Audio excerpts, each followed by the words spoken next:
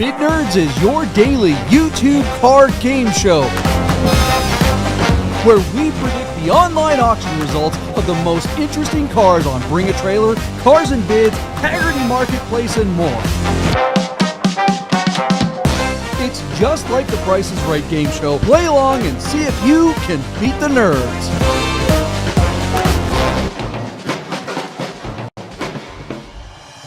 All right, welcome to a brand new episode of Bid Nerds. Welcome, Nerd Nation. We're doing it live, and we're doing it on time for a change. My name is John Polnik. We are coming to you live from the downtown Las Vegas Container Park on Fremont Street, right off the Las Vegas Boulevard here in fabulous downtown Las Vegas. This is the show where we're talking about what's selling, what isn't, why not, and, of course, everyone's favorite part, the predictions. The predictions tonight, the car lineup we have tonight is pretty darn badass, wouldn't you say, Switcher Gary? How you doing tonight in the studio with me? I'm doing well, and yes, we say this every week, but there's some really cool stuff. Something diverse. No MR2s, no Mondials. I think everyone's going to be really happy. I hope so. Do we have our partner from San Francisco? Did he get chimed in? He did, and then he had no audio, and he's on his way back. So he'll be here in just a few minutes. That's okay. Before we start getting to the predictions and reconciling our poor predictions from last week, I seriously got to tell you, some of the cars in the lineup tonight, you guys you gotta wait for the last car. It is just like, it'll make your brain just melt. And I know we say that a lot about the cars that we pick. This show is all about picking the most interesting cars of the day or the week on Cars and Bids, PCAR Market, Bring a Trailer, and more. And we scour through them all. And honestly, it's the nerd herd that really brings it. It's the nerd herd has been finding crazy stuff that we missed, and a lot of times they pick the same stuff that, like, we'll look on our spreadsheet that the hosts share amongst one another to put cars in, and then we get nerd herd picks, and we're like, yeah, the nerd herd is right on it, man. You guys just know what is up. I don't know if you guys can hear that chinging thing, but that is my partner Michael Deeb trying to get in on the show, who is hanging out in the nerd herd already. We got Ross. Ross is here tonight. Yeah, the whole crew. It's awesome. Carbine's already ready. Randy, Paspin Cajun. I'm going to guess that's one of our buddies from Chris Carbine's crew that he's got down there. He says, hi, Chris. Paspin Cajun, are you new? Did we miss him from before? No, he sounds like a Carbine recruit. All right. A new member of the Nerd Herd. Welcome, Cajun. We're just going to call him Cajun. That's probably going to be the best way to go. It looks like Chris has got two people. Yeah, Dr. John 504. If you're new, welcome to the Nerd Herd. Thanks for hanging out. Michael Deeb, can we hear you? Testing 1 2. Can you hear me? I'm coming at you from this San is Francisco. happening. Yeah, right on. Compressed timeline because you had a PCA meeting and we still managed to pull this one off. I parked my car in the alley, so it's probably going to get broken into. But whatever. You'll still be sleeping in it. It'll be fine. Bum sex going on in there. What's up, Michael Deeb in San Francisco? How you doing, partner? I was this close to using my SLR, but I couldn't get the audio to work. So as we were going live, all the audio was coming through my computer, and I'm looking at my microphone, and there's like a wire hanging off it. And it's not plugged into anything with the camera. And I'm like, not tonight. All the technical things that our fans do not care about. Moving on. I just plugged in my phone, and here I am. So, and here you are. You made it. All right. Well, Esther's watching on the Instagram over here. So say hi to your lovely wife on Instagram. There it is. Oh, hey, Esther. Thanks, Esther, for helping out your technically inept, that guy. All right. Well, even she couldn't save me. That's up. Try as she might. I've got one of those. All right. Well, hey. So, real quickly before we get to talking about what's selling, what's not, and why, and of course the predictions, let's do a quick shout out to our good friends at Godden Classic and Godden Porsche of Las Vegas. If you are in the market for a classic Porsche or you need parts for one, they are the best folks in the world to talk to. give Steve a call down there. And if they don't have the car you're looking for, he will find it. Our good friend Lee Patet, friend of the show and friend of Derfasa Nation and the Rami Show, he's always out there with us when we're filming new content out there that Godden supports. And I think they found him I don't know if I can, they found him a 997.2 GTS. I think that's happening. It is such a sick car. I am going to be jealous if he winds up getting that thing. It is so badass. So yeah, they and I just saw Paul Jarrett from Godden Porsche at the PCA Club meeting that I was rushing to get here from, and he was like, "Yeah, people are like calling the dealership saying that they heard of us from something called Bid Nerds." He's like, "I think I got to tell the staff that we sponsor that show so they know what the hell we're talking about when people say it." Did he really say that to you? He did, yeah. This is like 10 minutes ago. We've only been doing the show for 3 years. Right, yeah. Sponsored for him by over a year. I know. He's having a good time. He's having a good time with us. So yeah, Godden Classic, awesome people. And then, I don't know, what time is it? Have you checked your watch lately there, Michael Deeb? Is your watch on time? You're not picking up what I'm dropping as far as a segue for our other sponsor that has something to do with watches? My Swiss watch is still at Hoursmith, so I don't know what time it is until I get my watch back, which will be very quickly.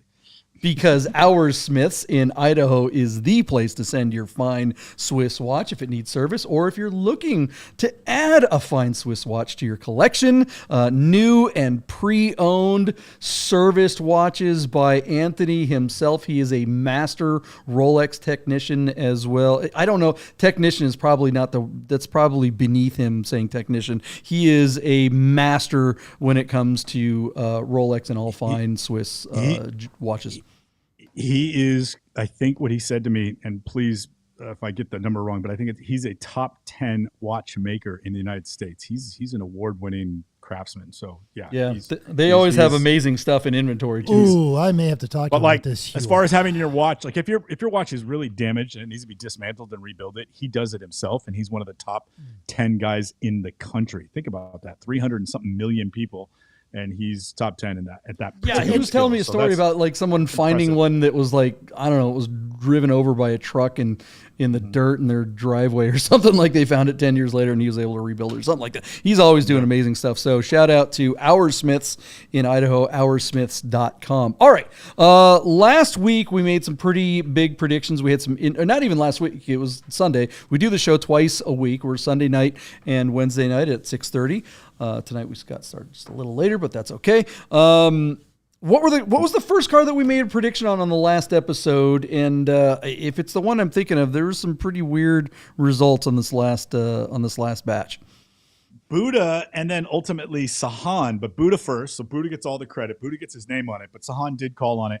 Was Michael Jordan's 1991 BMW 850i with a manual transmission. This car has some mods that were presumably done under Michael's ownership. So it's this called Mauritius Blue Metallic over light parchment upholstery, 17-inch multi-piece AC Schnitzer wheels. And then Mental, tell me who was the company that did the body kit for this car? What were you saying? Lorenzer, yeah. But it's still got the Illinois plate. In 91, Jordan would have been living in Chicago playing for the Bulls, and it's M Air J. So pretty. This is just a really cool car. And again, as I stated last time, I don't think celebrity endorsements ever move the needle on cars, really, unless it's an actual A-list taste-making celebrity. And Michael Jordan in the 90s was certainly all of that. Arguably one of the most popular athletes on the planet at the time, if not the most popular guy. Seeing his car to come to market, we figured it would, push the needle. So with that in mind, I started the bidding at $123,000. JP drank all of the Kool-Aid and broke the glass that it came in at $150,000. We forgot to put Sahan's bid up, but it might be maybe David will do that.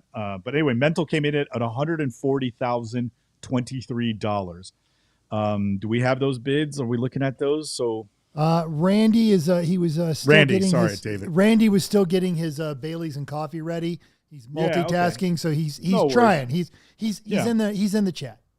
Okay, so our car sold. There Let's it go is. over this one more time. Okay, cool. So Randy himself was at 123,000. Anthony was at 133. Chris at 119. Michael at 130. Chuck at 189. Chuck, what were you thinking? David at 145, and Jim I can't see because my own head's in the way on my 105, 729 thank for you. Jim. Ooh, there you go, Jim. Jim, stand still. Hold still. Don't move. We're about to take your picture. Our car sold for $108,723. Jim winds up being the lowest bid that was published. Thus, he's easily the closest at $108,723. JP, our car got 39 bids. That's a pretty good amount of action for a car that, let's face it, despite everybody agreeing that this is a pretty car and probably a wonderful, comfortable, long trip cruiser, it's still a niche car for as far as appeal goes. Like not everybody, 9 out of 10 guys might tell you they like the car. Only 1 out of 10 guys tell you would he actually buy the car. So to get $108,000 out of 40 bids on a rare car, I think has everything to do with the celebrity endorsement and nothing to do with the colorway, the parts, the miles, or the manual transmission on this thing. So while we may all have outkicked our coverage, 108 is still a eye-popping number for an 850i in this market. Would you agree with that, or do you think something else is going on here? Yeah, I don't know. I think maybe just if it were LeBron or something like that, I think it would have brought more. But I think it's just, look, we're old, and who the hell is Michael Jordan?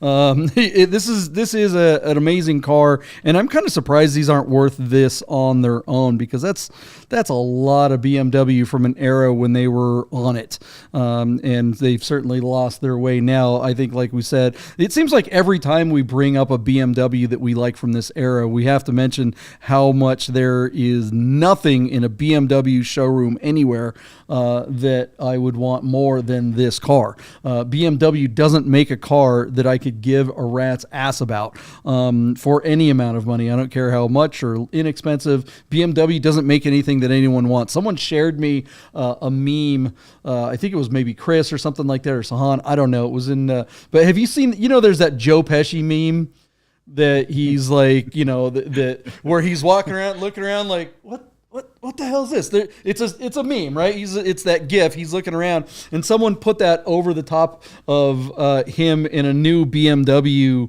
dealership showroom, and the caption was like, me in a BMW in a new BMW store. It's like, what is this shit? What are any of these things? I don't. Where am I? Is this a Kia store? Yeah. Get me the hell out of here. It's all just a bunch of worthless. Right. It's just like, what are we doing? God, mental. What do you think? I'm with you on this one. But every week we say the same thing. We bring up a collectible BMW. I keep telling you that the BMW market, the collectible part of it, the performance guys are out there and they love them and they can rattle off all the numbers on them. But I just don't think that it is. You see the same collector's market that you're seeing with the Italian stuff and that you see with the Porsches. Yeah, and that's directly someone related. Someone just got a really, really cool car for a good price. I mean, that's premium for an 850, but this car is worth that kind of money. And on top of it, they got a cool story. And I think if you were going to sink money into a big 12-cylinder German tourer, this one is the one to do it, because you probably see your money out of it. It's amazing how much what the factory does now can affect the value of the classic cars. Because if BMW were still making cars that anyone in the world, anyone wanted, other than just, commuters and stuff like that, and I don't know, yuppies or whatever, is that still a thing? No, nobody knows what a yuppie is. Yeah, if anybody wanted a BMW now, then the value of the old BMWs would be this. The same thing could be said for E30 M3s and stuff like that. E30 M3s have really taken an ish, but it's because of what BMW is doing now. Nobody wants a new BMW, so why would anyone look at a classic BMW? Whereas if you like classic Porsches, it's probably because you also like new Porsches. I mean, nobody's like, oh, I'm not going to drive it. I wouldn't drive a new Porsche. Everyone who loves an old air-cooled 911 would be just as happy in a GT3 RS or something like that. I mean, it's just what Porsche is doing now is keeping the value of the old Porsches relevant and up. Same thing with Ferrari. I mean, Ferrari is a car that people want, and so the value of the old Ferraris keeps going up and up and up. They didn't help themselves with that damn movie, though. All right. Well, anything else you want to add to that, Michael Deeb? Nah. I mean, I like what everyone's saying in the comments. You know, they're bringing up the old LeBron, the LeBaron, my old LeBaron that should have been driven by LeBron. All right, what do you guys think of the results of this BMW that was driven by Michael Jordan himself? Do you think the number reflects the fact that it was driven by a celebrity, or do you think that this car is just a car that's coming up in value and it's finally found its time as a young timer? Is it the king of young timers? Let us know in the comments below, and let's move on. But before we do, I wanted to bring up a mention today about an auction that I was watching today. That it's not something that we covered on the last episode. But can you bring up, Mental? Can you bring up? Look at this 16-valve Scirocco. This is a shout out to my best friend in the world from when I was a kid, Zach, up in the Northwest. He had a car that was almost identical to this car. I mean, it was basically a red on black 16-valve Scirocco with Euro bumpers and Euro headlights. This car has some goofy aftermarket wheels. This car had the side molding removed, the door guard, which looks really great. Yeah, and then there's no trim. There's no badges. There's no 16-valve badge or Scirocco badge, which is a little weird. But I was watching this auction on PCAR Market this morning, and I was actually like, you know what? I want this car. It was in New York. I'm sitting there going, oh my gosh, it's all the way on the East Coast. I'm calling up Deeb going, hey, you want to take a road trip across the country in a blizzard in an old Scirocco? Sure, great. Sounds like a fantastic idea. What a bunch of idiots. But specifically the reason why I got excited about this car is because as I was going through the photos, there they were in the bottom of the photo bucket, a picture of the 4 original teardrop wheels. And I'm like, oh, hell yeah, I want this car. Because I hate the wheels that are on it. $1,300 set of wheels. JP and I denoted. We found 2 sets on eBay over $1,300 for a set of the wheels. Yeah, because those teardrop wheels are the kind of wheels that, you know, if you're trying to sell a set of those, nobody wants them. You'd be lucky if you get $400. But if you want to actually buy a set, they're going to cost you through the nose. Because you know, I was surprised you even found that set on eBay. So good find on Deeb there. So, anyways, I went ahead and bid on this car at like $5,000 or something like that, or maybe it was 6. I don't know. I can't remember. But you know, I bid and I was excited, and then I put in the comments, I'm like, hey. The teardrop wheels come with the car, yeah? And the response from the owner was, no, the teardrop wheels do not come with the car. And it's like the ones that are in the photograph in the buckets to sell the car in the box are not included he gives with the some sale. BS. What the F is the photo doing there? Right. If it's in the pictures, it comes with the car, right? Isn't that like automatic? So I'm Auction like, 101. How the hell? I couldn't believe it. And he's like, oh, yeah, I told PCAR Market that they might be available, and it was on them to take. It was like, no, I was like, oh, okay, I hope somebody outbids me. And sure enough, someone did. I was outbid by like $1,000 or whatever. And I was like, because now I'm mad. Now I'm pissed. If I had actually won that auction, I'd have been going, dude, I'm not buying it because your thing's misrepresented, and we would make a whole episode about how bad PCAR Market is at doing their job. Because that is just so freaking stupid. What do you guys think of that? If there's a picture of an item in the listing, is it or is it not included with the lot? Mm-hmm. What say you, Michael Deeb? Absolutely. Are you kidding me? That's terrible. That is, I couldn't believe it when that happened. Yeah. And then, you know, you weren't the only one that complained about it. Once he said to you publicly that the wheels weren't included, 2 other people chimed in and said, dude, that is sketch. Like, why would you include the photo? And that's when he started backpedaling and going, well, I told PCAR Market, you know, like he's passing the buck and taking no accountability for his listing. And then they pulled the reserve right after that. They pulled the reserve right then and there to make sure the car went away. And he took $6,300, but they pulled the reserve was their response, and then the car got no more bids, and the deal was done. But I mean, that was just a mess. That whole auction was a soup sandwich. It was just an ish show. It's January 10th. Let's go ahead and talk about it on the show. Let's mark this date down, right? How long do you guys think in the nerd herd, or put in the comments below, how long will it take for me to get my deposit back on my credit card? Because when you bid, they charge you, right? Yeah. There's a question. Put that in the comments below. How many days do you guys think it will take for PCAR Market to return my new bid? contest? Yeah. New contest. So I'm gonna bid. I'm gonna go. Okay, yeah, let's put a column for it. 8 days. So 8 days? 8 days. So today's the 10th. So I think your thing will post before you wake up on the 18th, which will be Thursday next week. All right, I'm gonna go 14 days and send it off to Mental. I think they're gonna hold it for 2 weeks. They're buying some Bitcoin, man. They're like, we're buying the dip with JP's deposit. Anytime Polnik bids over me, I know I'm in trouble. So 8 days. 8 days is the under. Holy shit! Where are you? I'm gonna make it worse. I'm gonna say it will happen near my birthday, which is February 13th. So I think you're not going to see your money this month. You won't see your money until next month. Oh my God. We got to just have a countdown on every episode until it happens. Randy's writing these down for us, and then the herd should chime in. And the herd, like we've got Cajun who's saying April 1st, which is funny for so many reasons. Yeah, I'll get it back, and then 3 days later it'll show up again. They're like, sorry. Yeah.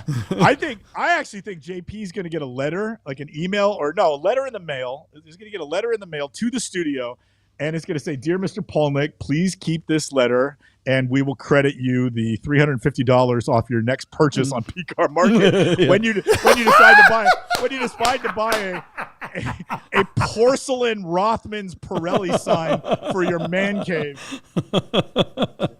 Oh man, and they'll send me another PCAR Market or the only hat 72 Carrera RSR where that was an automatic. Right. Not Sportronic. Someone put in a 3-speed from a 944. All right, guys. Remember that Datsun 240Z Ferrari GTO that we broke the bank when we first started doing the show, John? Do you remember that? The which one? The 340? It was like a 240 or 260Z that was rebodied to be a Ferrari GTO that brought like $35,000 on. I think it was even more than that. Yeah.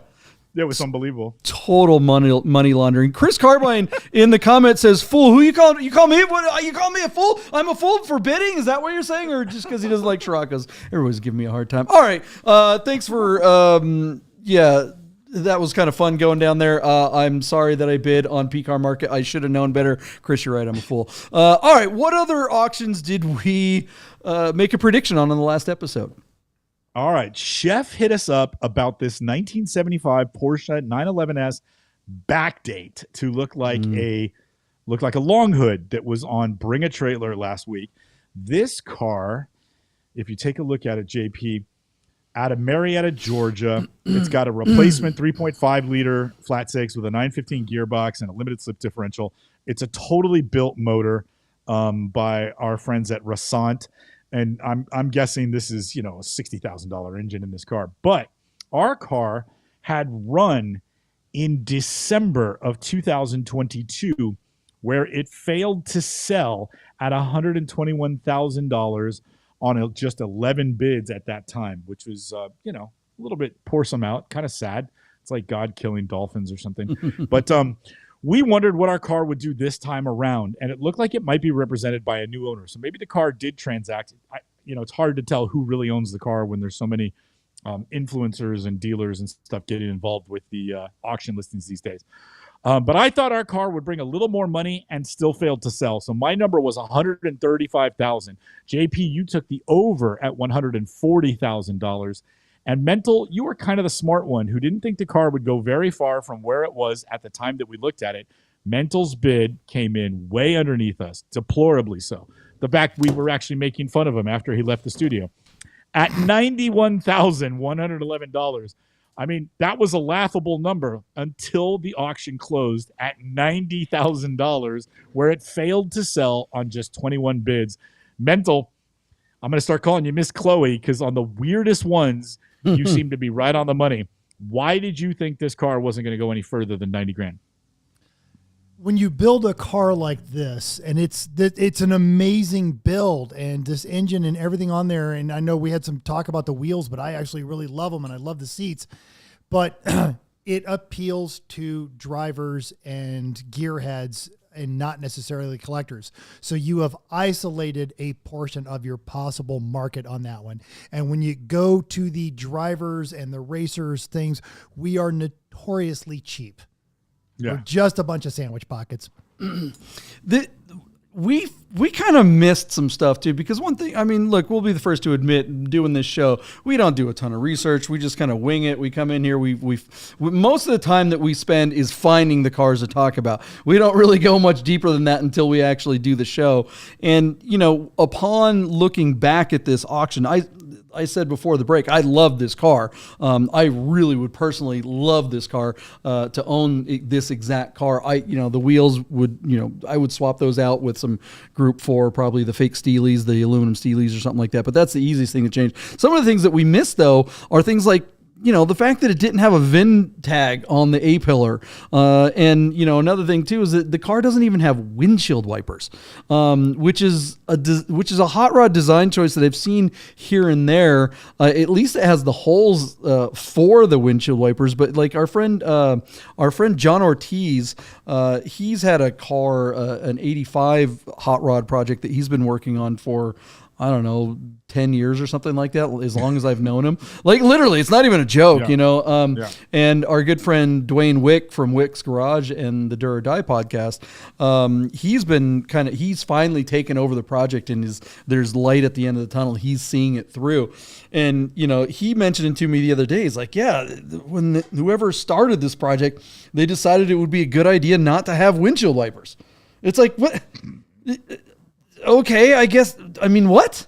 How do you not have windshield? I get that we live in the desert, but one thing about living in the desert is that it doesn't rain often. But when it does, holy crap, do you need windshield wipers? Even if it just sprinkles, because it just gets the dust on your windshield smeared around like that. I've got, we do a lot of racing, and everyone's first race car they build, they yank out the defroster, they yank out the windshield wipers. Oh, I'm going to save all this weight. And everyone's second race car they build, they leave the defroster and they leave the windshield wiper. It's nope, I need these, and I have learned my lesson, because there's only so much you can do with Rain-X. Yeah. I mean, like, you couldn't go buy this car and drive it home. You'd be screwed. Because the second it rains somewhere, you'd be screwed. I don't know. This car, I don't think any of those things are. I mean, that doesn't destroy that. This is still just.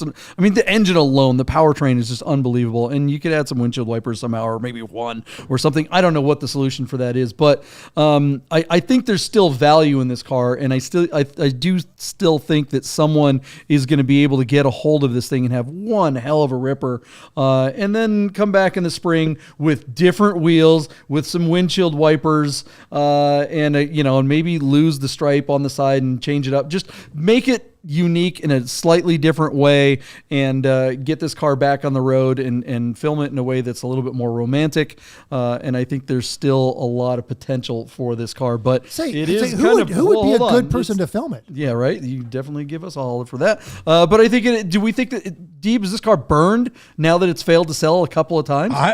I was going to ask you that, and you seem to be answering the question by proposing a strategy to bring it back to market in just 100 days from now by, wheels and wipers and new assets. But man, JP, this car, I think it's carrying a scarlet letter now. 2 consecutive winters it's failed to sell. Selling it at a different time of year, that's a great idea. That would definitely help. Fresh professional assets instead of this garbage. Yeah, that would help.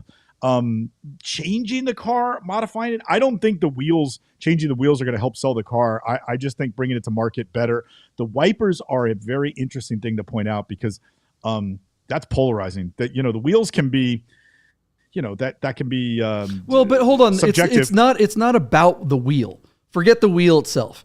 Any wheel. The problem isn't whether or not you like the wheels, because a lot of people, like, Chris and both Chris's, say they like the wheels. Okay, fine. You know what? I don't necessarily dislike the wheels. There are other wheels that I would like better, but that's not the problem. The problem is that it's immediately recognizable as a car that's failed multiple times. As soon as you change the wheels are like the number one aesthetic, the easiest aesthetic thing that you can change to change the completely alter the look of the car. So that the next time when this car shows up in April or May on BAT or something like that with new photos shot by me and Lee and a video, and Mental and I are making something really awesome for the new owner of this car, it's going to look like a completely different car, and people aren't going to associate it immediately with failure, which is what's going to happen right now. Anytime someone sees this car again, it will be immediately associated with a negative connotation. That's I do have a suggestion. They should take those wheels off, take pictures of those wheels, include them in the next series of photos, and then say, oh, no, they're not for sale. Put them in a box and go, they don't come with it. Well, they're just in the pictures. You'd have to list it on PCAR Market. Right. All right. What do you guys think of the results of this crazy hot rod? What do you think held it back? Is this car burned? Is this the market speaking? Is this the new normal? Are hot rods now no longer worth dick? Is the outdate thing just done? Children watching the show. Not worth Richard. It's a guy named, come on. There aren't any children watching this. There's nobody watching at all. What are you talking about? There's like 8 guys in the chat. We love you guys. We love the Nerd Herd. You guys are rocking it. All right. What was the next car that we made a prediction on in the last episode? All right, JP. This was a car that wound up getting heated, a little debate. The modified 1981 Volkswagen Scirocco S 5-speed. I was fawning all over this car. I like the way it looks. I like all the details.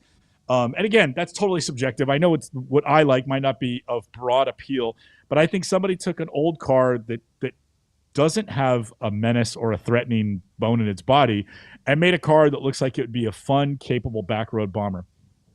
You guys started to look at this car and start picking it apart, which really made me sad. I loved it. I loved it. Okay. We did? But anyway, really cool car.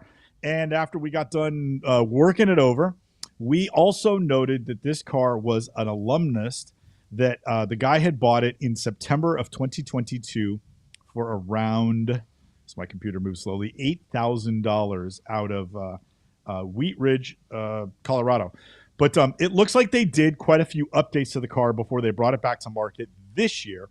And as such, I thought the car would bring about 50% more money. So my bid that I started off with was $12,000. John, you took the under, but just underneath me at $11,500. And Mental, you were considerably under JP at $9,999. Care to see? Let's see. So Randy's saying $9,500. Anthony at $13,000. Chris at $12,600 with 3 stars. Can you put that back up, Mental? Yep. Thank you, sir. And then Sahan was at 10 grand. Michael was at 11.5. Jim was at 9,500. Mental, will you read the rest for me? Yeah, and our V12 Canadian friend was at $8,000. Randy noticed that those bids were all really, really tight. Yeah, Chris at 12,600. You would have been the winner on this one because our car sold for $12,500 on 29 bids.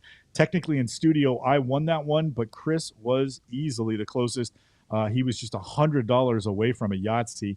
Unless Mental wrote it in wrong, in which case he probably got a Yahtzee. But anyway, there you go. Oh, no, Randy. Randy would have been the transcriber. So Randy, was that a 12.6 or a 12.5? Because 12.6 is a very specific guess, and Yahtzees are really important to the show. Will you please check your work, Randy? Thank you. So there you go. What do you say, JP? Neat car. I don't remember ripping it or tearing it apart. This is just such a neat little car. One wiper, the shaved door handle off the far side. You guys started picking this car apart. Well, no, we noticed it because those are detail-oriented items. I don't think anybody was like saying it was bad. It was just very specific and odd choices. But still, dig it. Well, you're just being sensitive. No one cares about it. They sell a cream for that. I'll be fine. Put on some ointment. Yeah.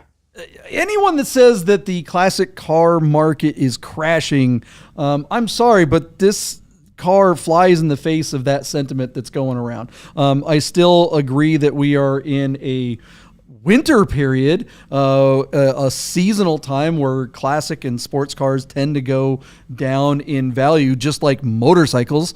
Try to sell a motorcycle in December or January, and then try to sell one in July or August. It's a different experience, right? I mean, classic cars just go along with that. And this car bringing $12,000 is right there. I mean, look, this is someone spending $12,000 on a little beater Volkswagen like this. And that, when I say little beater Volkswagen, I don't mean that to disparage it. This car is really neat. This is a fun little way to get into a really unique, cool classic car. I would rather drive up in this car to any Cars and Coffee. I would rather roll up in this car than any brand new BMW, or even, you know what? I'll even say I would rather roll up to a Cars and Coffee in this car than a new GT3. I think it would be, you would have a better time at a Cars and Coffee in this little Scirocco than you would in a $300,000 fill in the blank any new sports car. So this thing is just fun. This reminds us of why the hell we like doing these things. This is why, I mean, honestly, this car is really in a lot of ways the reason why this show exists. Because if it weren't for cars like this, 20, 30, 40 years ago, I don't think I would have become a car enthusiast. I would have accidentally gotten a Honda Civic, and I would have gone to jail or something like that because I would have been moving, I don't know, marijuana or something like that. And on the note, flying rubber dog shit out of China. Yeah. On the note of things you would rather, this car would just be awesome to go bombing down a canyon road. And honestly, compared to a new GT3, you could hang this thing on the ragged edge and not worry about going to jail. Okay. Yeah. Point of fact, I would rather drive this car to Cars and Coffee than a GT3. But if I'm going out to drive, I'd still rather have the GT3. Let's not get stupid here. No, but I'm just saying. Let's stay in reality, right? This is going to have a lot of fun from a social point of view, right? It's going to be a lot of fun to put on No one on this podcast is capable of hanging a GT3 to its absolute limits of performance, but I would argue all of us could drive this car right to the limits of what it's capable of. Yeah, but I mean, driving a GT3 is just so much damn fun. Come on. I mean, let's not be stupid here. Come on, guys. I'm glad you guys decided you liked this car because I really liked it. I was fawning over it when we did it, and I couldn't agree with what you said more, JP. This thing to me is sort of everything. You took a sort of a stead old, wannabe sports car and turned it into something that a real car guy would want to have.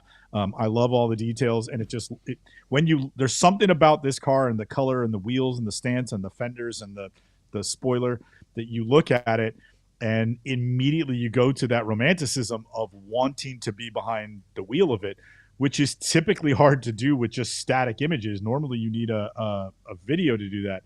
But man, just the way this car looks, I really like it. Very cool car. What do you guys think of the results of this little Mark I Volkswagen Scirocco that's been customized to a very specific taste? Do you think this car was too narrowly customized and limited its overall appeal and that hurt its value? Or do you think this car brought all the money because of all those little things? Let us know in the comments below. And let's move on to the last car that we made a prediction about on the last episode. And just let me say, we right now, we're talking about the predictions that we made on the last episode. We still haven't even gotten to the predictions for this week, for this episode. You guys got to see the cars they're just awesome. And I know that some of you are probably cheating by looking in the description below and you can see what they are. Go ahead and do that. Look in the description. I listed them there. You can start looking at it now and combing through the ads before we get there. But we have probably the most eclectic, most diverse list of 4 cars, most interesting cars of the week that we've ever had. So let's reconcile this last prediction and let's get to the new predictions. What do we got, Michael Deeb? Hey JP, holler at your boy Sahand, aka the Persian Pillow. JP's really, really good friend. Racist. And my cool racist. You call him Persian Pillow. You're gonna get us canceled. Persian Pillow. Just because that's his call sign on Instagram doesn't mean you can say that. Oh wait, that means I can can't say it. that. Yeah, you can. Yeah, you can say it. Just because Racist. his handle on Instagram is Persian Pillow doesn't mean he travels to Cars and Coffees on a rug. That's racist. All right, so just a joke that you can make, I cannot. Yeah, exactly. Yeah. All right, so he selected for us this 2001 BMW M3 on Bring a Trailer, and JP, look at that car. What is the color? It is the notoriously overpriced Laguna Seca Blue Pearl. Our car has just 18,000 miles and was offered on Bring a Trailer out of Phoenix, Arizona. We went to great lengths to try to describe that some of the highest prices paid in the secondary market for E46 M3s are manually equipped Laguna Seca Blue cars, so much so that Haggerty Price Guide has now I can't even remember the number, but it was like a 10 or 20% bump for Laguna Seca Blue cars. With that in mind, and with just calling out some of the high results that we have seen over the last year or two on both Bring a Trailer's results and it's classic.com, I decided to start the bidding at $84,000, where I believe this car would sell, and maybe not the highest mark, but that would certainly be one of like the top 5 high marks over the last 2 or 3 years. JP took the over, just over, at $85,046. Sahand himself took the under at $80,046. And then Mental covered everyone by going just a few dollars higher at $85,888. Randy was at 86, which would have put him over everybody in studio. Anthony at 81, Chris at 83,975, Ross, the low man, at 77,000. Sahand is already on there. David at 81, Jim at 85, 185, and Mental, will you read the last one for me? It was a V12 at $83,000. Okay, all good guesses, but going back to Randy covering everybody in studio at 86, he would have been the winner, but it goes to Mental. Our car sold for $90,000 on 29 bids. That result does not surprise me at all. I feel like this car did tick all the boxes. Honestly, I think I went 84,000 without really talking about it, but I thought, the light gray interior, maybe somebody would pay a higher dollar amount for a black one. But at 90 grand, John, in this market, in the dead of winter, a wishy-washy economy and interest rates that are moving more than fleas, I just figured 90 grand is all the money. I don't think anything was left on the table. I think that's an outstanding result, and I'm sure the guy's pleased. What do you think? You better be, yeah. I mean, I swear to God, if you could just take this car and get like a knife and just scrape all the blue paint off and just crush it down and snort it, it's got to be like a wicked high or something like that. There's got to be something to Laguna Seca Blue that's like that we're missing. It's just the car is coated in meth or something like that. I mean, this car sold for 3 times as much as the E46 ZHP last week, and it is not right. 3 times the car. And everyone was like, "Oh my God, $30,000 for a ZHP." Look, this car is way better than a ZHP, but not another $60,000 worth. I mean, I think it was Anthony was giving me a hard time, saying that I would rather drive the Scirocco than a GT3. He's like, well, you could just take the GT3 and sell it and buy 73 Sciroccos. Okay, great, good point. But this car for 90 grand. Look, there are E46 M3s in very similar condition out there on the market right now that can be had for somewhere around 50, maybe 60 on the high end. So to buy this for an extra $30,000 because it's freaking blue, go get a vinyl wrap on some other color. You can get this vinyl wrap color pretty dang easy and save yourself, $25,000 and get a really good wrap done. I mean, this is and get a ZHP and get an old Scirocco. I mean, this is just stupid. Mental, explain to me why Laguna Seca Blue is just like the money. Good the Lord. Holy grail of uncollectible BMWs. My God, JP, right? Ish all over it. Mental helped save this car and the guy who bought it from killing himself because JP doesn't like the price he paid. I don't like it's not that I don't like the prices he paid. I don't like him. I don't like him personally. I think he's a bad person. I maintain over and over that the BMW collector market isn't there, but whenever you've got something that's on the edge, your spike points are usually the ones that break through the threshold. Just like when I screw up the audio on this and Deeb's too quiet, but you know, but it's that. And so as they everybody appreciates that. Yeah. As they are trying to get into this market, this was not bought by a driver. This was bought by a collector, and they're looking for that high point. They're going to take this car, rub it with a diaper, put it in a garage, and you'll see it in another year when they're trying to, you'll see it in the spring. They're trying to get $125. Yep. And it won't, but it will bring more. But as you start to lead into this collector market, this is the car that is going to be one of the top ones on there that does that. In the immortal words of our good friend Adam Carolla, ever date a supermodel? Or you bang her? You're like, nah, I'm just saving her for the next guy. The next guy, yeah. The idiots. All right, guys, what do you think of the results of this Laguna Seca Blue E46 M3? Is that all the money in the world? Or did someone just get ripped off? Is this car just going to sit in a garage and never be driven again? Or will this thing see some asphalt? Let us know in the comments below. We love hearing from you guys. The Nerd Herd is killing it as usual. I think the Nerd Herd has beat us on every single pick this week. So you got to hand it to him for that. Stick around. We've got the best part of the show, 4 brand new predictions coming up right after this. Hey guys, I gotta tell you about our friends Godden Porsche of Las Vegas and Godden Classic. If you're looking for a new Porsche or a classic, you gotta call our friend Steve at Godden. This guy. Save yourself the hassle of screwing around with all the auctions like we always talk about and just talk to Steve. He'll find you the classic Porsche you're looking for. Godden Porsche of Las Vegas. If you don't subscribe to Bid Nerds on YouTube right now, I'm gonna shoot this 997. If you said, wait, that's a 996. You're a nerd. So subscribe to the new YouTube channel, Bid Nerds. Get those nerds!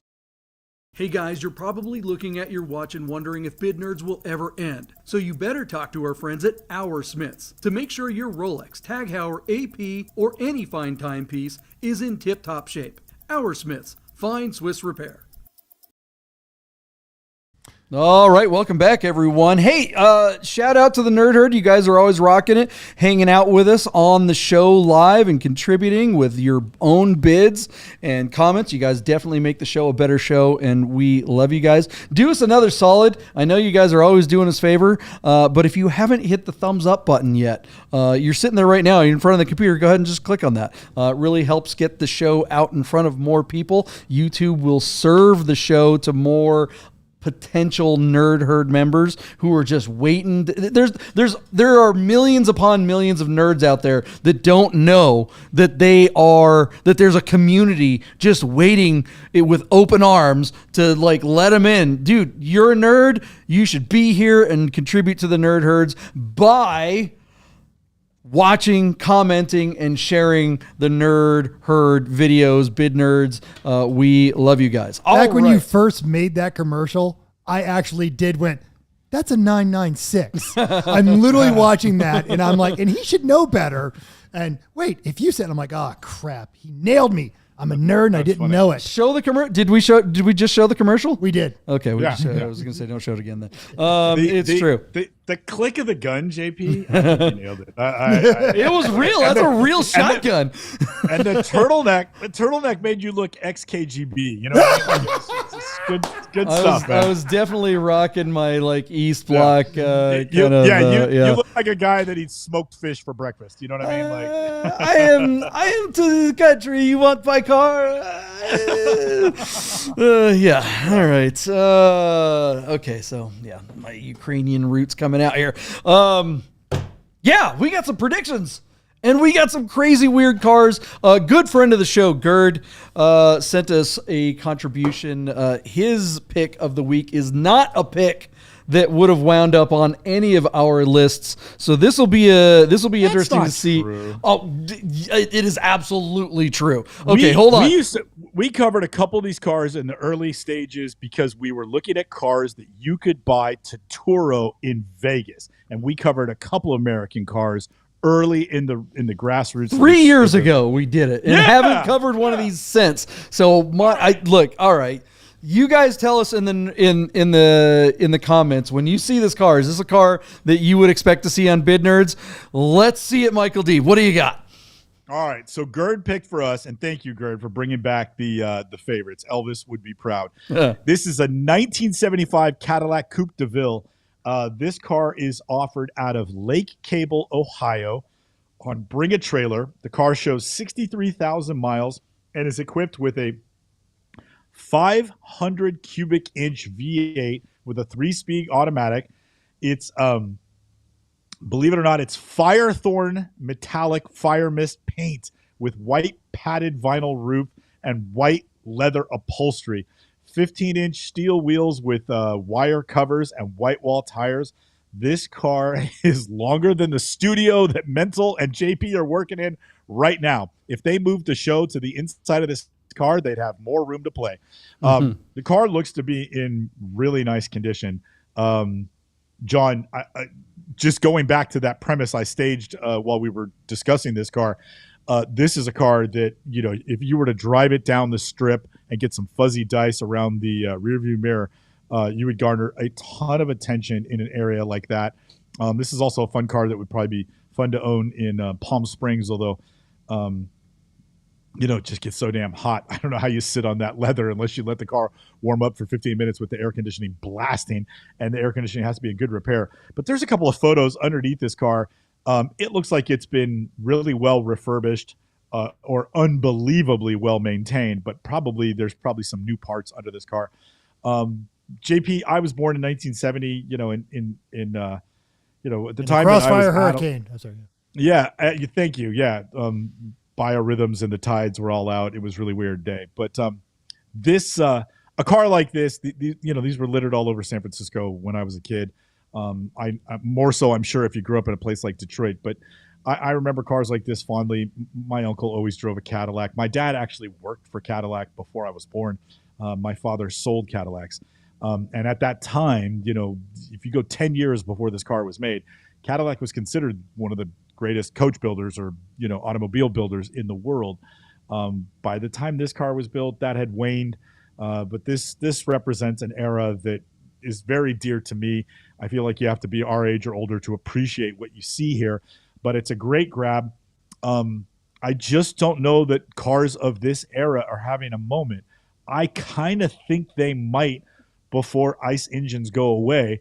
But we're running out of time, John, so that could just be a pipe dream, and I could be drawing on emotion rather than reason.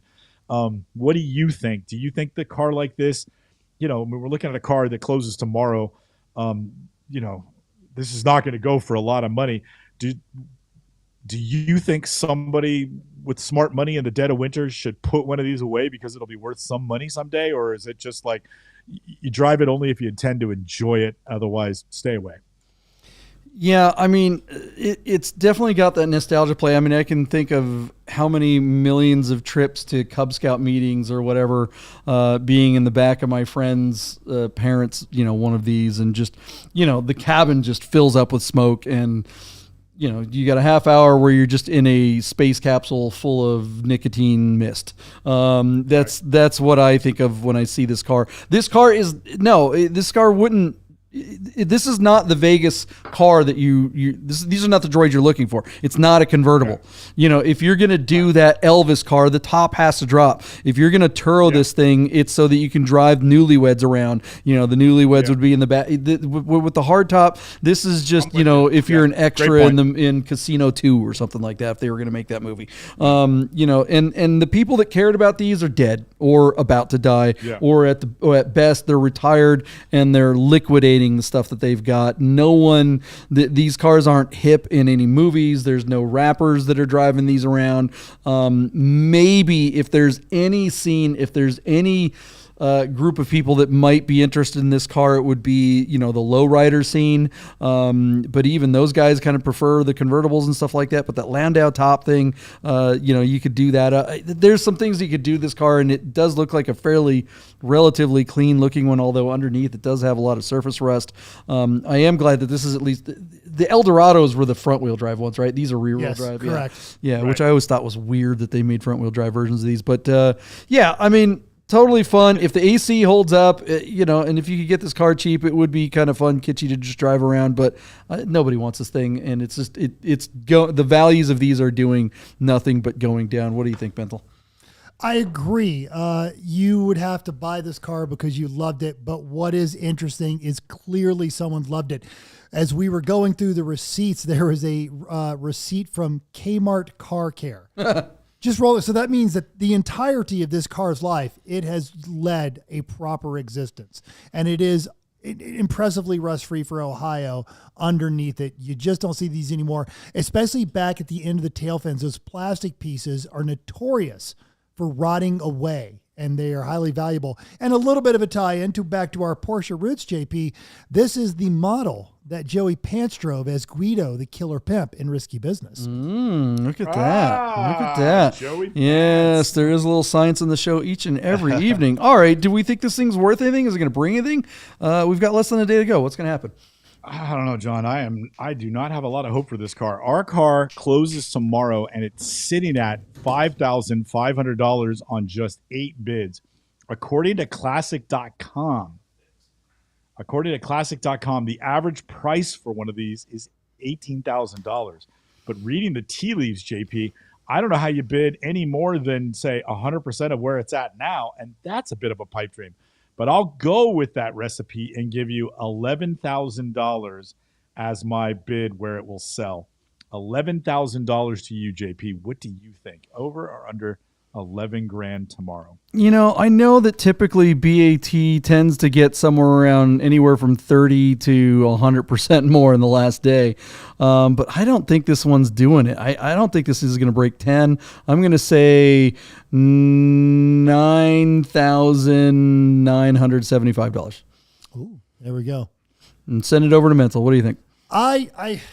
I rarely go above you, but Wait, hold on. Did Chris Carbine get? Oh no, he said 9,750. Sorry to cut you off. Holy cow! Yeah, we've got Randy who's saying 17.5. Holy I don't cow. think it's going to get there, but I think I don't think it's going to get there either. I think the fact that it's under 10 grand is going to get a lot of eyeballs from fringe people who want to dip their toe in the not collector car market, because you're not getting your money out of this one, but the fun car market. And everyone in the chat is talking about how they had an uncle who was of a questionable moral character, but always a lot of fun, that had something like this. And I also did as well. It's part of the American experience, is what Anthony said. So I think there's enough people out there that want it for the nostalgia factor. And I think it's going to go for 10.5. Yeah, Gerd himself, our friend that suggested this car, he's at 11,750. V12 Smooth says 13,000. Yeah, look. If you're collecting bodies, if you need a place for dead hookers, that trunk is where it's at, man. You can get a lot of them in there. Call Enzo the cleaner. Right, and if you're knocking down, if you're working for the Wolf or something like that, and you actually accidentally shoot Marvin in the face in the back seat of one of these. That uncle that Mental is talking about, if he's driving this car, that uncle has an old faded out Marine tattoo on his forearm, and instead of fuzzy dice, he's got a rosary hanging from the rindshield wiper, from the rear view mirror in that car, a rosary. One of the most fun things you can do in a car like this is go to a place where there's a ton of speed bumps, floor it, and don't slow down for any of them, and watch how you don't spill your rum and coke that you're carrying with you as the car just the pump. The one thing about this car and the amount of space it has is that there are a lot more fun things that you can do in this car than driving over speed bumps with a drink. What would you do for fun in this car? Don't tell us in the comments below on that one. But they are telling us in the comments in the chat, and it involves ladies of ill repute and marijuana. Yes, indeed. All right. Well, this will be a fun one to see what actually happens. I think this is, it's kind of surprising, though, that most of the bids from the nerd herd and the nerds themselves seems to be kind of a tight group. We're not that, there's not a big spread other than maybe Randy's bid at 17 grand or whatever. This will be interesting. Tune in on Sunday to find out what happens with this one. And all right, well, let's change gears. Quite literally, this next car is nothing like this one. What's the next car, Michael Deeb? So Chris Carbine sent me this 1985 Alfa Romeo GTV6 that is on Cars and Bids. Our car shows 77,000 miles, but it's listed as true mileage unknown, out of Denver, Colorado. But in the photographs, JP, it is on a California black plate. Let's see. Where does it say the car is registered? I can't figure that out. But anyway, I love GTV6s. These cars were based on the Alfetta GT, which is in essence an evolution of the old Alfa Romeo GTVs, which were four-cylinder front engines. Then the first Alfettas were four-cylinder front engines, but they put the gearbox in the back to create something like the 944 with perfect weight distribution. This is the evolution of that car, and these cars were equipped with a 2.5-liter V6 up front that was a Busso V6. These cars sound amazing when they're revving, JP. They only make 154 horsepower and 150 pound-foot of torque, but they feel livelier than that. The front end of these cars, I think, is really pretty with the four headlight design and the kidney grille up front. And this particular one looks to be in very nice condition. It's no lawn queen, but for a car, most of these cars are driven and not really well maintained.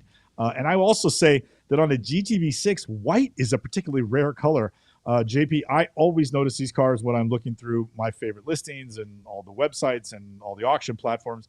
I cannot recall seeing a GTV6 in white, and this one looks exceptional. So 15-inch wheels, 5-speed transmission, disc brakes up front, inboard disc brakes in the rear, and again, the gearbox is behind the drivers. So these cars handle pretty well, and they go pretty good as well. You definitely want to know a decent or reputable Italian mechanic before you jump into one of these. These are not cars we would recommend for the beginner in the marketplace. Go back one photo, mental, please. One photo, please. One more to the windshield. Yeah, so it looks like, nope, you can go forward again. It looks like that windshield, you can see, these cars are notorious for being left outside and rusted. And clearly this car's had some paint work and whatnot. But what makes a good one and what makes an okay one, that's open for debate. I don't know what to tell you, John. It's on Cars and Bids. I'm not sure. It's not a bad place for it to be. I don't know if it's the best place for it to be. I know there's a peanut gallery that'll pick a car apart on BAT, but I still think on BAT with a car like this, you just get so many more eyeballs. I feel like that may be the best place for a car like this to go. John, our car isn't looking like it's going to do really good. It closes in a day and the number's really low. And we know on Cars and Bids, we don't expect a big flurry in the end. This car is not going to go for twice as much as what it's listed as going into that final day. So I send it over to you. Is there any hope for this car selling on here tomorrow, or do you think this one's DOA? I don't know. It certainly doesn't help that it's in Colorado. So this isn't a car, like if this is a car that belongs in LA or someplace warm. I was looking in the comments, the seller says that the AC works. I don't know if I've ever been in any Alfa where the air conditioning works. So that's pretty impressive. I've always kind of compared these cars oddly to like 944s. I feel like this car is like, I love Alfa Spiders, and they have kind of the same powertrain. I know this one's the V6 or whatever, but even the V4 version, for some reason, why is it, Michael, that these just drive so much better than the Spider version? I mean, it's basically the same chassis and same everything, but these are just like a fun place to be. Every time I see a driving video of one of these, I'm just like, man, that looks like a great place to hang out. Whereas the 944 just kind of like lacks the sex appeal and the drama that these seem to bring when you're behind the wheel. So 944s are conventional suspension, and technically they handle better. But these cars, Alfa kind of did like what Honda used to do with the Prelude, and they put all their technical stuff into this car. So this car went and adopted torsion bar front suspension and a DD-on rear suspension, like a big cantilever thing in the rear, all to try and keep all four of those tires, in contact with the earth while you went around the turns. On the road, these cars are actually, they sway a lot and they're pretty sloppy. But if you button those downs and like raise the diameter on the torsion bars and put big sway bars on these cars and give them the drop, these cars do handle really, really well, but they take a couple of bucks to set them up correctly. It's the reason why I bought that silly Alfetta, is because I want to do that. When I get that car set up, JP, I promise you unlimited miles. You can drive it until your butt gets sore, and we'll have some fun filming it, try to get it to stick its rear out. But yeah, they are cool cars, but they need a little help. In stock form, they're a little squishy. Mental, a lot of these showed up in Lemons Racing for a long time when they were cheap, yeah? Absolutely. It's the because they were cheap and the people that like them know them. And actually, one of the earliest races I ever did, they were running the Milano, which looks like their sedan that got rear-ended at the last minute, and they had no problem getting through traffic because everybody would wave them by because we wanted to hear that V6 just go winding to the red line. It sounded so great. Yes, you still occasionally see these. You just don't see that kind of self-abuse in Lemons anymore on the scale that it used to be when there's cheap Honda Civics available everywhere. It'd be like, yeah, it's that Alfa was great. It's also great being able to race. So we bought a Honda and now we finished. But I am enamored with this car because it looks like it belonged to an enthusiastic tinkerer and it is not a collector's piece. It looks like something like a cool car. Now, Zach is actually kind of talking about Zach Miller from Cars and Bids. Where you been, Zach? Happy New Year. I'm going to disagree. I'm going to say this is the perfect platform because this is a weird car, even among Alfisi. And this is a good place for it. Yeah. Yep. Alfisi. Yeah. Alfisis? Alfisa enthusiast. Alfisi sounds like something that my dog Patootie leaves. And check me on this one, guys, but I am not entirely sure that these are the original seats. These look like Recaros. But that's what it came with. Aren't they cool? They are so with the freaking mesh cool. headrest, yeah. Aren't they cool? Just absolutely great. Aren't they cool with the pinstripes, like that one era of Porsche that had that in the 80s? The pinstripes and the corduroy were in. This predates Alcantara, and the idea was that cloth would prevent you from sliding around in the seat. Leather might be more expensive and luxurious, but a real performance car had a cloth interior so your butt wouldn't move while you were cornering. And so the cloth seats with the pinstripes and the bolsters, is awesome. I mean, JP, those seats they belong in a Porsche. Look how nice they are. What's this car going to bring? Well, John, I don't know. Ask Mental. You're a bid nerd. This is your job. What do you mean? You work for Haggerty for crying out loud. Who else am I going to ask? I am so effing frustrated by this car. So it closes in a day, and actually it closes in 2 days. The Cars and Bids. Zach, your clock is just whack. So it says time left 1 day, and then it says ending January 12th. Today's the 10th. So those two things are incongruent, and it bothers me. It happens all the time. So a car closes in 2 days. It's sitting at $6,000 on just 11 bids. According to Classic.com, the average price for these things is about $18,000, $19,000. This looks like one of the nice ones. Now, JP, you and I covered a gold one time that brought like $38,000 with a really great driving video in like Arizona. Do you remember that, John? Yeah, I thought it was really a Crest or something like that. That was the one I was thinking of, just how nice a place that seemed to be. Yeah, it was gold and it was in really nice condition. The guy had a good driving video. He kind of put it like on the A-pillar, or over his shoulder looking at the A-pillar. Anyway, it was a really great video, and I think that helped bring the money. The car was super clean. This car isn't that clean, but this car isn't a $6,000 car either. So I'm really confused as to where I think this is going to go. It just doesn't look like it's poised to hit the $18,000. And I would say that it looks like it could be a $15,000 to $20,000 example. But John, I'm going to give you $12,000, and I don't feel confident in that. And at $12,000, I'm not sure this thing sells. I think this guy thinks his car is worth $20,000, and he's trying to get his money out of it. At 12, I'd be willing to bet this fails to sell. If it hammers at my number, I think it fails to sell. So 12,000 to you, JP. And I honestly, as much as I love Alphas, this one's a real head scratcher. I can't tell what's going on here. There should be more money in the pot right now, and there's not.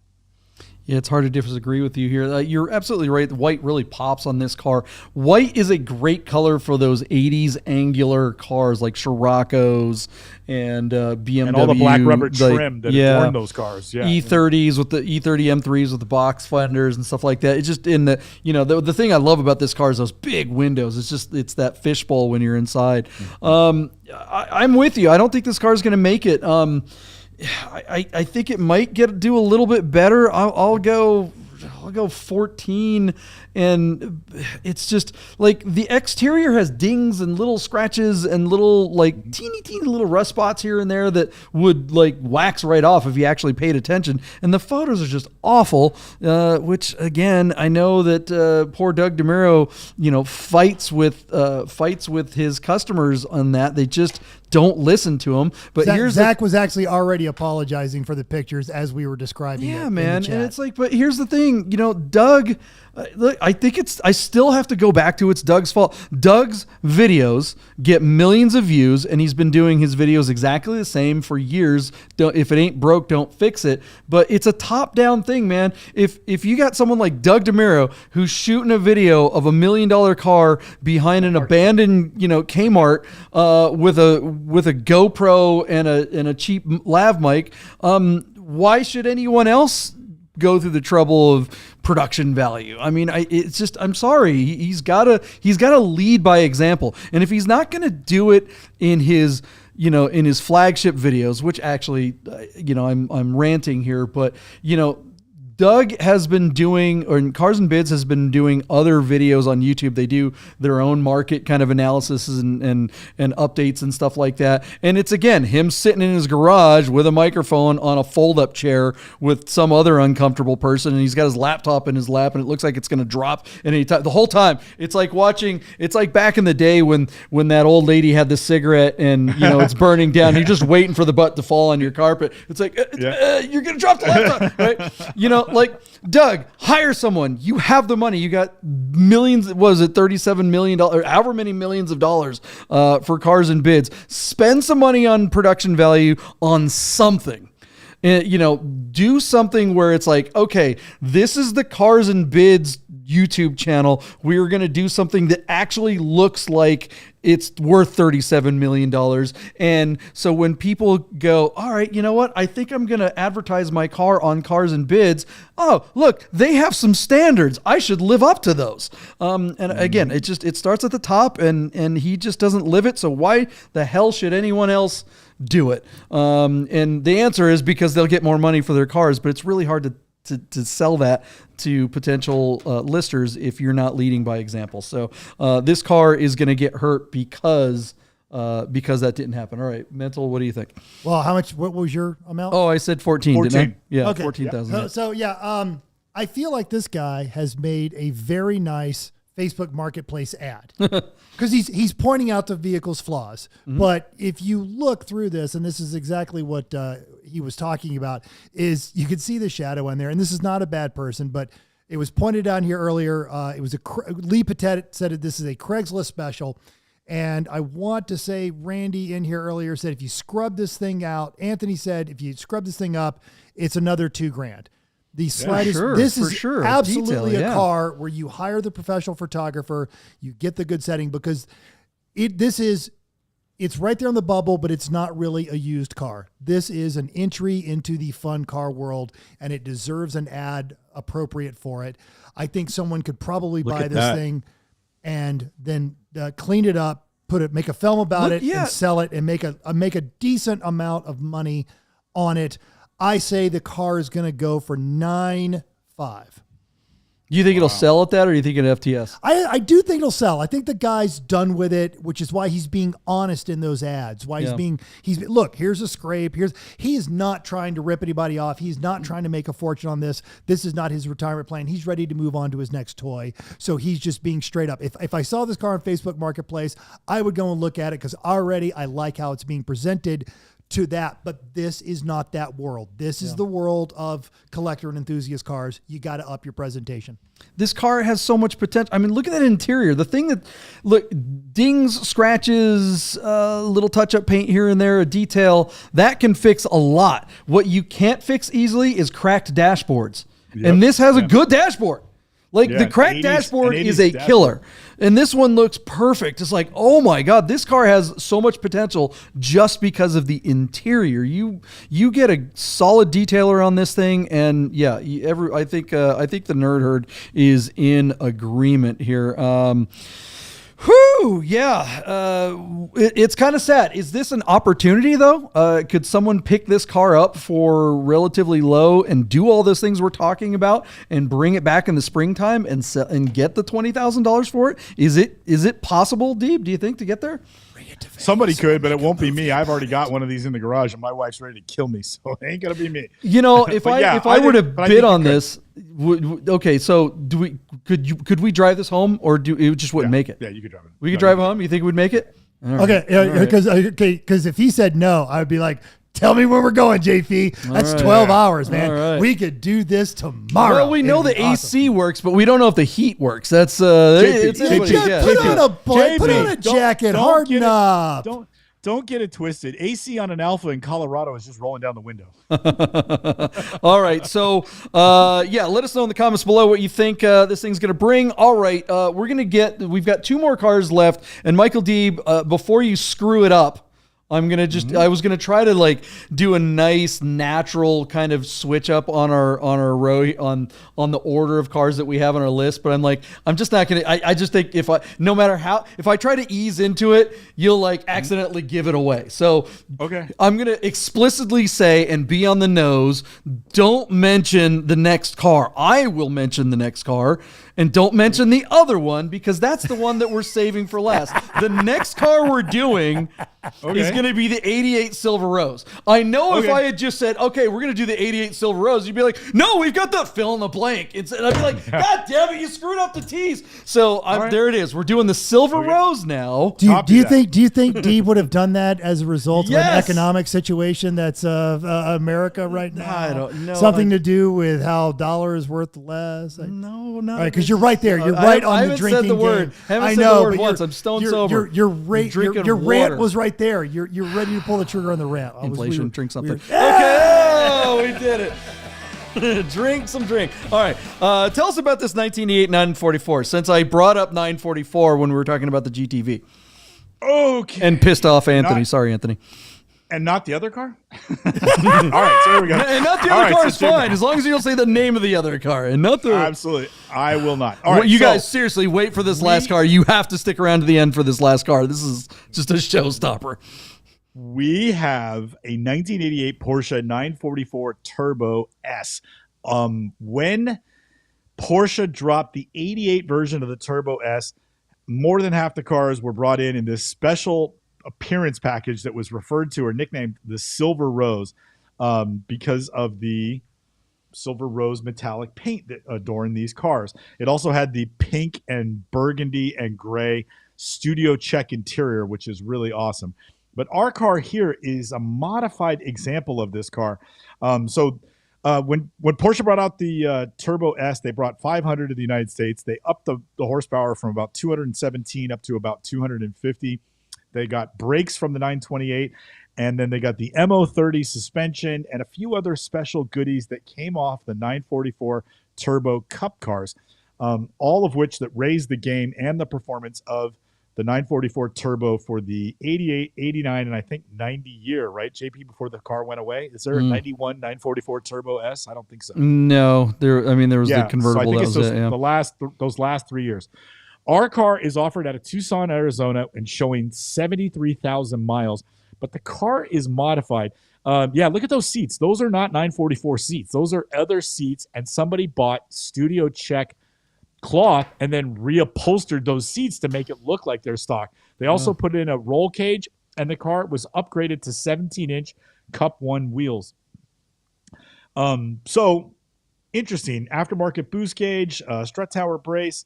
What else can I show you? I'm not sure. I'm sure they must have modified the turbo in some way as well. Look at that roll bar, man. What the? I've never seen that roll bar configuration. Yeah, isn't that wild? What would that be? Mental, that would be a 4-point roll bar? 4-point, yes. 4-point? Yeah, thank you, Mental. So this is clearly a driver's example, and that is kind of a bummer. Like, if you do all that to a 944 turbo, even a Turbo S that's not a Silver Rose, I totally get it.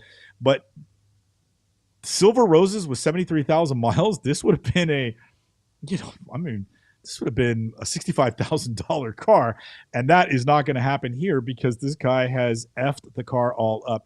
Also, this car has a black steering wheel, and a Silver Rose would have came with a burgundy steering wheel and burgundy airbag. So a lot of things are changed. When you start changing steering wheels, you're changing airbags. That gets kind of iffy. There's a big boost gauge on the A-pillar. This car is what we would call FUBAR, effed up beyond all recognition. I mean, we do recognize it as a Silver Rose, but there's not enough Silver Rose here that this car is going to bring a premium over anything. I think this car is in for a struggle. So despite having 4 days to go before it closes, I do not expect that this guy is going to see a big return on his low-mile Silver Rose, and that makes me sad. I'll page through the rest of the photos to see if any of the stock parts are included with the sale, but not very many photos. That didn't take long at all. It doesn't look like there are. This car is effed. So, yeah, JP, I'm going to say this one, I'm going to call it as being a little bit DOA. I don't think this car is going to impress us with its result, despite being what was, in stock form, a cool example. Is this a good driving car? Yeah. Does it look good? Sure. But I don't think anybody's going to pay a premium for this one. And that's kind of a bummer. This car, everything they've invested in it, unless they raced it and had a lot of fun with it, is going to turn out to be a waste of money. If he had left it alone, he would have got a way bigger return on his investment. So, John, I send it over to you to see if you have anything to add or contest what I just said. Yeah, you just can't F with the collector cars. I like what he did with the seats. That's pretty interesting. But just about everything else, the roll bar and there's nothing worse than the stupid boost gauge on the A-pillar. It's just so ghetto looking. I like the black steering wheel, honestly, because I think the burgundy there's just too much red in there. But if you're going to go through the trouble of changing the steering wheel in this car, put a Prototypo or a Mod 7 or something like that. Right. That aluminum plate on the front, how much has this car been messed with on the turbo? How much more horsepower is this thing getting? I mean, you can get a lot of horsepower out of one of these, and I don't know. It's got a larger K26/8 turbocharger. Yeah, I bet this thing just rips. But that's stock. Our friend Paul from Auto Kennel brought it up once. I think we were talking about this exact model, the Silver Rose Turbo S. And, he said, yeah, $60,000, $70,000 car, but unfortunately they're just not a $60,000 or $70,000 driving experience. When this car is a $30,000 or $40,000, it's like the best bang for the buck. But as soon as you start getting over that number, it's like, well, what are you doing? You start opening up a lot of other options, especially even in Porsche. And I think this thing is neat, but I don't particularly like the color. I know that it's a rare color, and Porsche people get their panties in a bunch over quote unquote rare colors, but I think that's just plain stupid. Just like the Laguna Seca M3 that sold for $30,000 more than it should have because it was Laguna Seca. I think this Luna Seca blue. Yeah, Luna Seca. I think this car is all right. I'm gonna pass it off to Mental before I get angry. John's getting a headache. Yeah, I don't think this car was modified when anyone thought it was a collector's car. Yeah. I think the guy got it. Right. I think the guy got it right away. And these modifications all occurred 15 years ago when no one cared about 944s because the seat material is a little worn. And then there's some stuff on there. It's got the G-Ready Profec, which if I'm not mistaken is basically a turbo timer, which really you need in a hot climate or an extremely cold climate, and it's going to protect the turbo. I think this person bought this car to rip through canyon roads and probably absolutely did. And that's just the curse of a lot of limited production, somewhat, mass-produced cars. They may have, finger quote, ruined the collector's value of the car, but I think they probably built an excellent driving car, and this thing's Agreed. probably just an absolute hoot. And it's a chance for someone to get a collector's car for not collector's prices. Great take, Mental. I agree. I couldn't agree with you more. Mental, will you pull up photograph number 2 so JP and I can look at it real quick? I'm on it.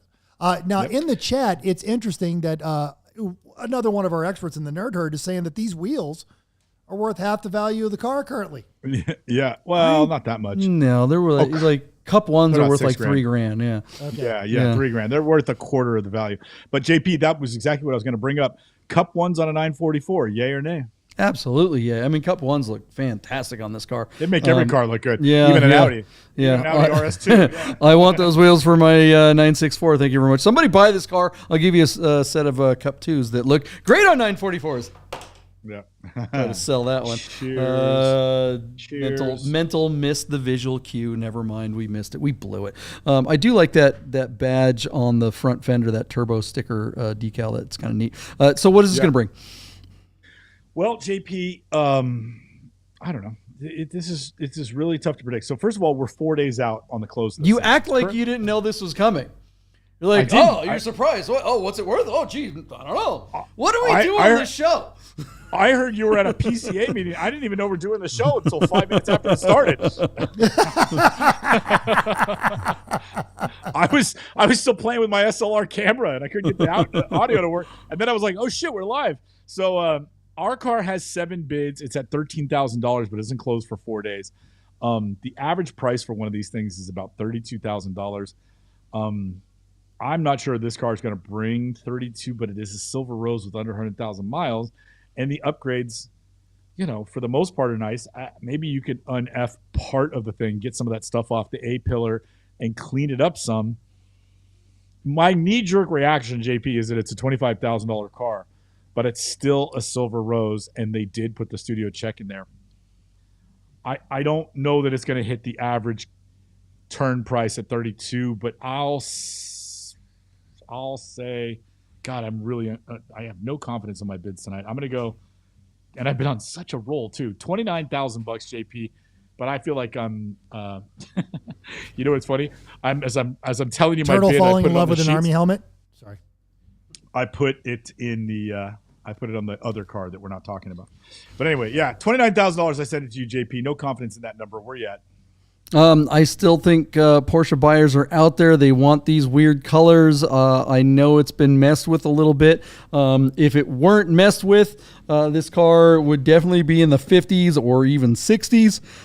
It has been, so that's going to cut it in half. I still think it gets to 34,951. I'll send it to Mental.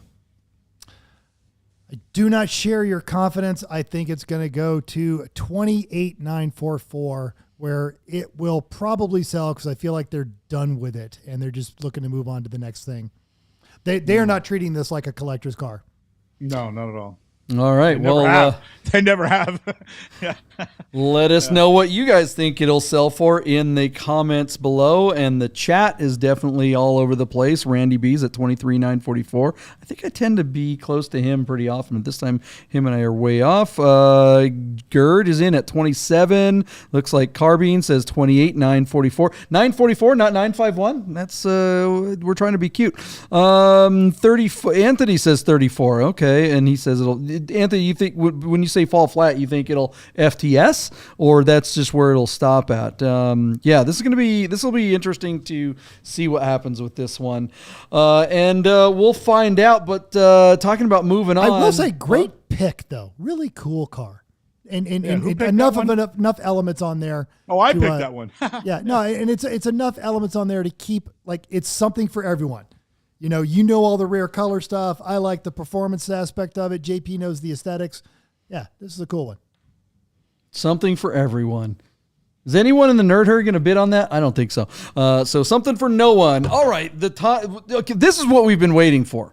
This last car is a car that came on the list. Box. I'm not sure who sent it our way. Anthony sent it our way. Holy cow, Anthony. Yeah, I don't know. Anthony's always poking the bear. What is in the water out there this last couple of months, but every crazy, weird-ass 993 that you can imagine has been popping up.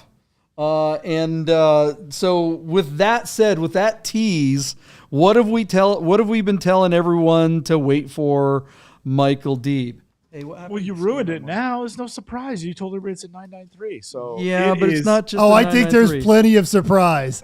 I think there is so much surprise. All right. So in preparation for this year's SEMA in Las Vegas, somebody took their 1996 911 Cabriolet to Akira Nakai of RWB and had them produce this RWB modified 993 Cabriolet with an automatic transmission.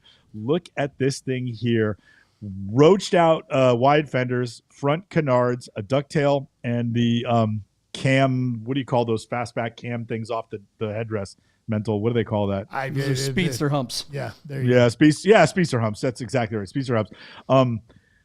Wild looking car, unbelievably slammed to the ground. I don't even know how they got it up onto the sidewalk, to be perfectly honest with you, just to take these photos. But the automatic transmission, there's a secondary dialogue going on when you look at the pattern on the seats. They look like they were made from thrown away lederhosen. But the automatic transmission just I'm not into these cars to begin with, but you bring me one with an automatic and I couldn't stop laughing in front of you. You know what I mean? Like, so there you go, JP. Let's not forget this car already has 120,000 miles on the drivetrain of the chassis, staggered with 18-inch BBS three-piece wheels. I will search to see if we can find out how wide those wheels are. Those rears, I mean, the fronts look like they wouldn't fit on a rear standard car. Man, oh man, what does any spec on those? No, 282 horsepower, 250 pound-foot of torque. 96 means it's a Vario Ram. Could this car have anything else going against it? I mean, man, oh man. I'm gonna say this right there. That's how they got it up. Could it have anything else going against it? It's on airbags. Yeah. Of course, it's on bag. So there you go. Yeah. All right. Oh yeah. There's a picture at the end of the bucket that looks like it's up on the bags. So anyway, very interesting. But yeah. So Anthony picked this car and wants JP to buy it. So where are you at, John? Is this guy going to get your money or what? I mean, talk about a bucket. It needs to come with a bucket so you can just be puking in it all the time. This car is peak RWB. This is what RWB is all about right here.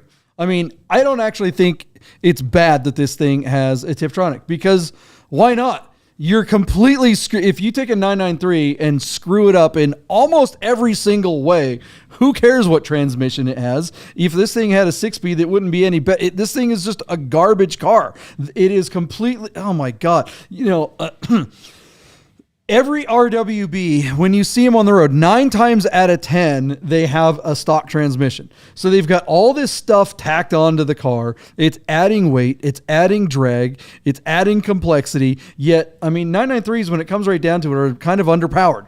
And so if you're going to add weight, you're just doing, this is exactly the opposite of what Porsche is all about, right? I mean, this is when you know, form is supposed to follow function. This is all about form first and then function be damned. Who cares? This car, it's just so gross. Those speedster humps are designed for a speedster convertible top. It has a regular windshield, and you can see on the last picture that the actual convertible top is sitting on the ground next to the lift. It's just on the ground, right? This car has no roof. You lift up those speedster humps. You can't put a speedster convertible top on this because it won't match up to the windshield that's 8 inches taller than a speedster. I mean, this car is just a freaking mess. If you see someone driving this car, point and laugh at them. This just deserves all the ridicule. Everything from the ducktail on the end fitted with the split grill. I mean, I like a ducktail, but not on this. I just like it's like a cartoon. It's a cartoon rendition of what the car actually is.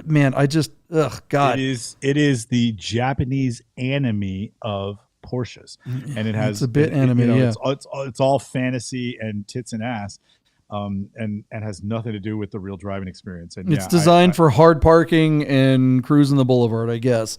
I don't even mental. What do you think? I don't know. You know it's bad when all three of us do not have words to describe this. Do you remember when your dad told you that they physically weren't actually mad at you? They actually were disappointed and they said, I'm just disappointed. This is that emotion turned into a car. I'm just so disappointed. 18 by 11 fronts and 18 by 13 inch rear BBS RS 3-piece wheels. I think the wheels are worth something, although I don't like the polished lips. What would you put them on? I mean, I don't know. What are Rami's cars? But even they wouldn't. They're too cartoonishly big again. Even for they wouldn't fit. Because he's not going to put anything on bags. He's going to lower it. But what were you going to say, Mental? I was going to say, you know what? This and Chris put this in the chat, and he's right. You have finally found a car that I would take an MR2 over. Yeah, I mean, this is just so wrong in so many ways. Yeah, it's for Stance Wars. Would it win at Stance Wars? But that scene is so over. I mean, so what is this car going to... Is it going to bring anything? I mean, how badly is this thing going to fail to sell?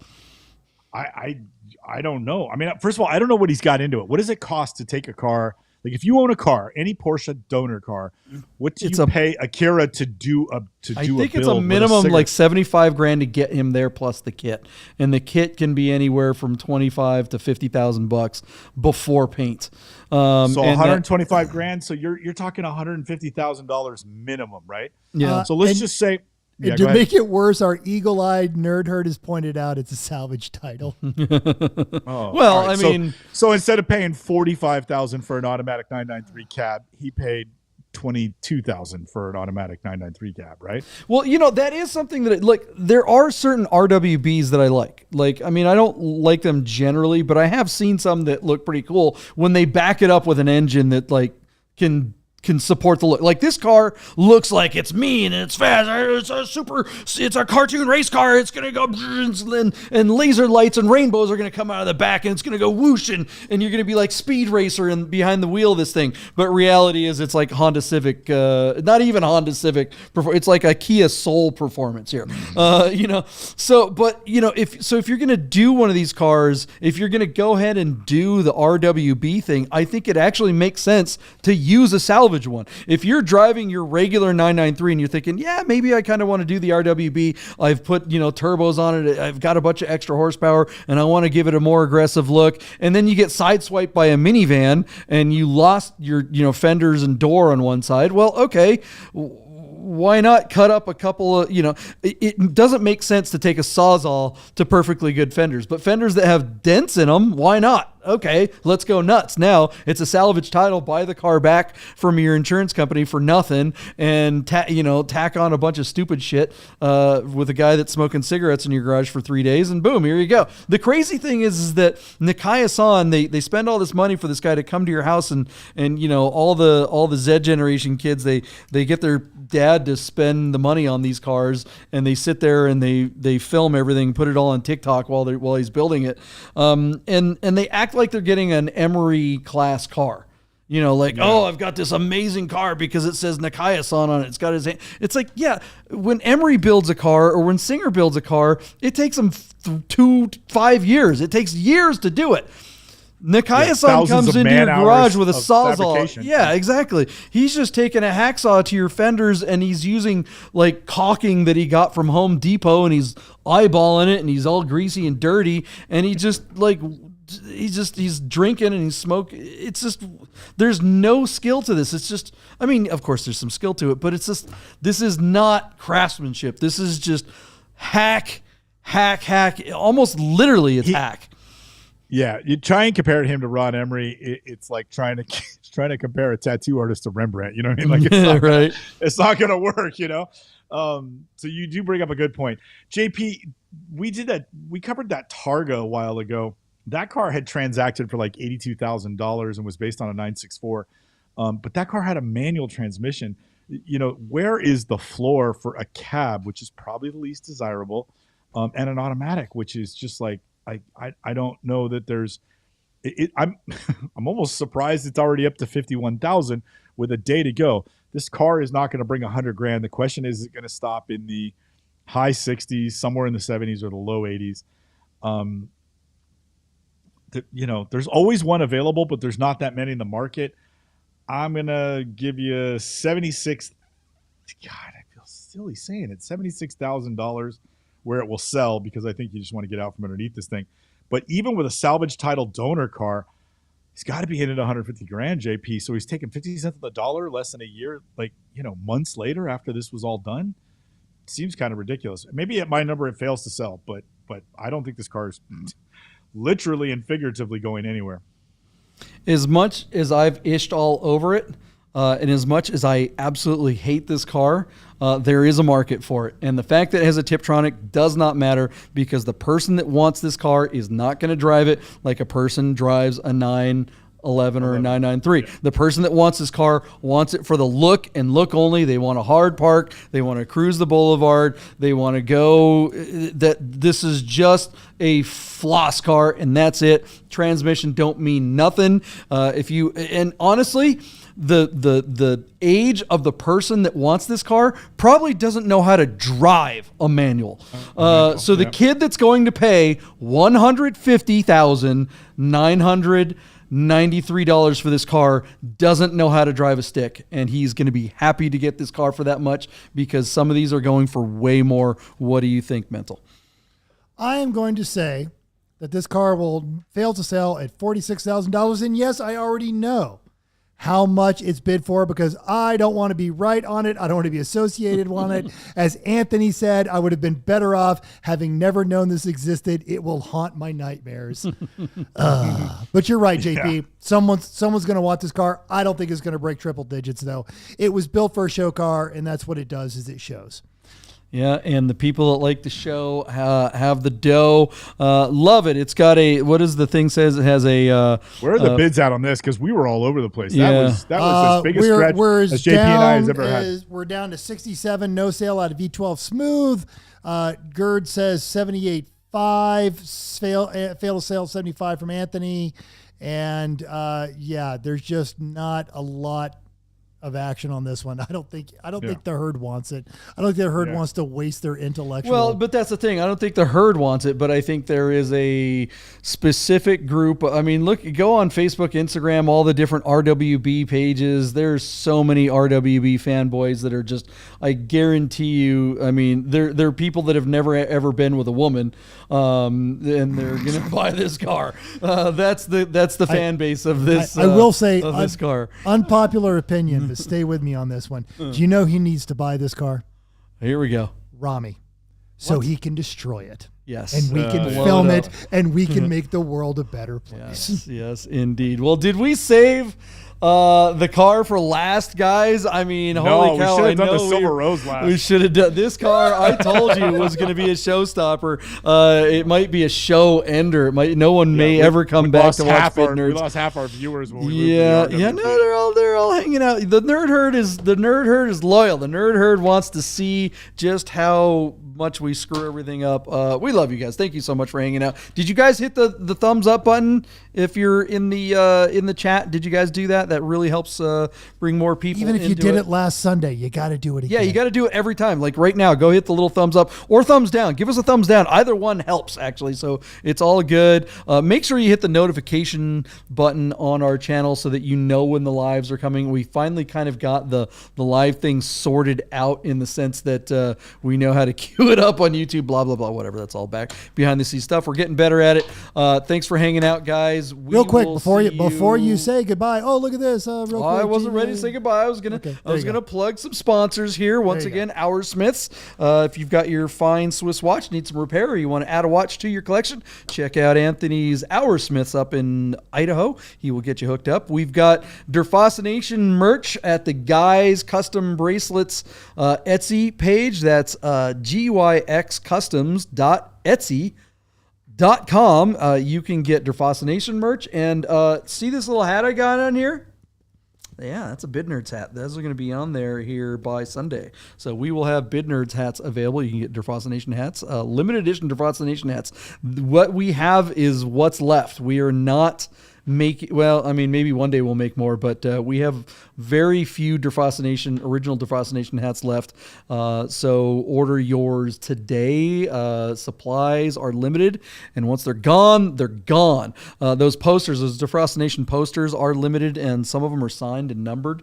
So also those, once they're gone, they're gone. We got a bunch of Rami Show hats available, and I think you can do the pre-order for your Bid Nerds hat right now too. So definitely do that. And while you're at the Guys Customs Etsy channel, order yourself a bracelet to match your fine Swiss watch, or maybe even PTS to your car, paint to sample. They can do all those things. And Valentine's Day is coming up. It's not too early to start looking for gifts for your lovely lady or significant other. She's got all kinds of stuff, not just for guys, but for the ladies as well. So yeah, give them a shot. And then shout out one more time to God and Classic of Las Vegas. Mental, what's going on with your podcast? Everyone Racers, you can catch us every Thursday. So by the time this gets edited up, our new episode will be up, and we are talking about when you just get burned out on the automotive hobby and some warning signs and how to emerge from it. I love that idea. Chris Bernil saying we should all chip in and make that the official Nerd Herd mobile. Yeah, I like that idea. Put a big old nerd thing on there. Michael Deeb, how's it going over at Haggerty? When are they going to sponsor the show? Oh, yeah. I got McKeel on line too. So, yeah, coming up pretty soon, I think, JP. We'll get some money going. We'll see. All right. They love us. They want to be us. You can find me at mdeeb@haggerty.com. I can help you sell your car online, or maybe get one of your fancy cars into a live auction. The window is still open for consignments for Amelia Island. So let me know if you have something you're kicking around that you think is a best of the best example of a particular car, and we can talk about it. That sounds like an excellent plan. All right, guys, we will see you Sunday night at 6:30. We're doing this live, 6:30 and 7 o'clock. That's twice a week live, and then I'm cutting them up and putting the smaller ones. So share some videos around, share with your friends, let everybody know to join us live, and we'll see you Sunday night. Bye, guys.